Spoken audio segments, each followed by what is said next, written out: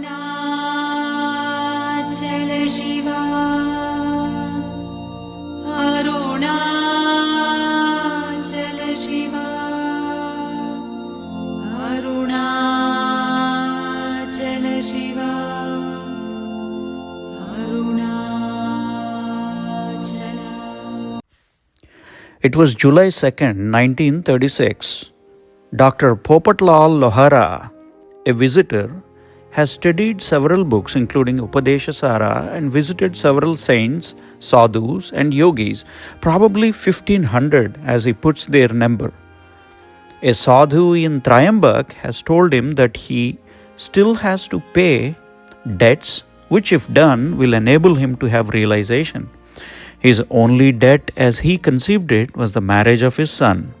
It has since been performed and he now feels himself free from karmic indebtedness. He therefore seeks Sri Bhagavan's guidance for freedom from mental unhappiness which persists in spite of not being indebted.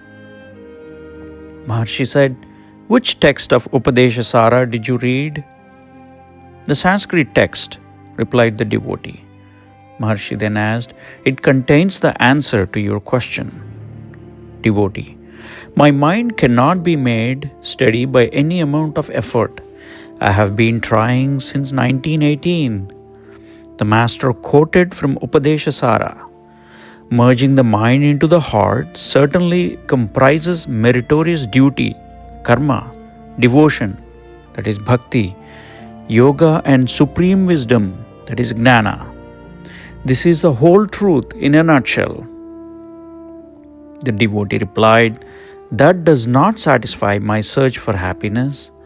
I am unable to keep my mind steady." The master then quoted again from the same book, "Continuous search for what the mind is results in its disappearance. This is the straight path." The devotee then asked, "How to search for the mind then?" "The mind is only a bundle of thoughts," said Maharshi. "The thoughts have their root in the I thought." He quoted, "Whoever investigates the origins of the I thought, for him the ego perishes. This is the true investigation.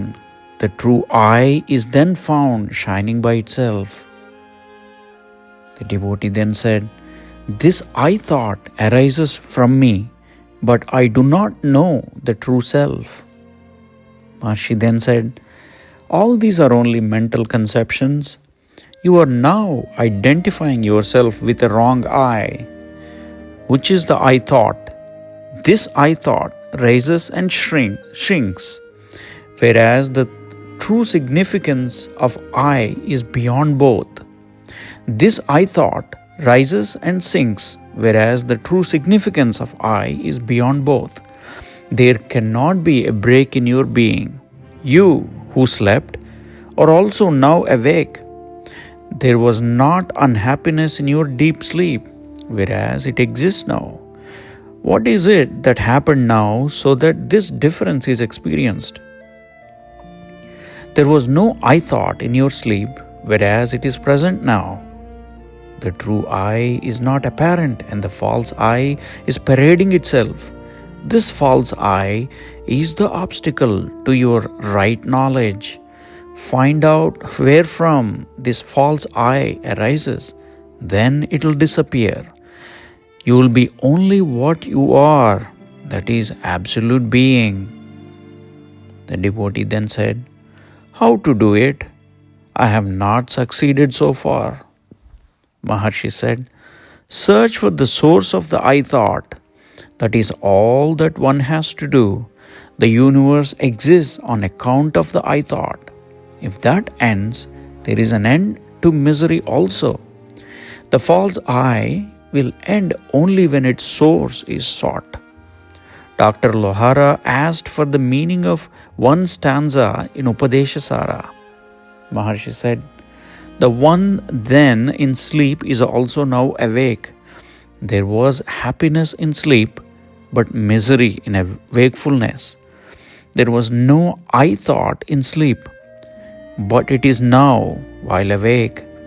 The state of happiness and of no I thought in sleep is without effort. The aim should be to bring about that state, even now. That requires effort. Bring about sleep even in the waking state, and this is realization. Effort is directed to extinguish the I thought and not for ushering the true I.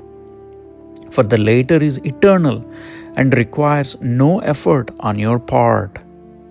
Talk number 223. Dr. Lohara then again asked, why does the mind not sink into the heart even while meditating? Maharshi said, a floating body does not readily sink unless some means are adopted for making it to do so. Breath control makes the mind quiescent. The mind must be alert and meditation pursued unremittingly even when it is at peace. Then it sinks into the heart, or the floating body might be loaded with weights and made to sink. So also association with the wise will make the mind sink into the heart. Such association is both mental and physical. The extremely visible being of the Guru pushes the mind inward. He is also in the heart of the seeker, and so he draws the later's inward bent mind into the heart. This question is asked only when the man begins to meditate and finds it difficult. Let him practice both breath control and physical control just a little, and the mind will be purified. This does not now sink into the heart because the latent tendencies stand as obstacles. They are removed by breath control or association with the wise.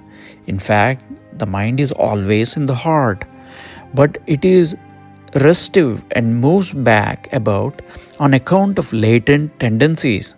When the tendencies are made ineffective, it will be restful and at peace. By breath control, the mind will be only temporarily quiescent because the tendencies are still there.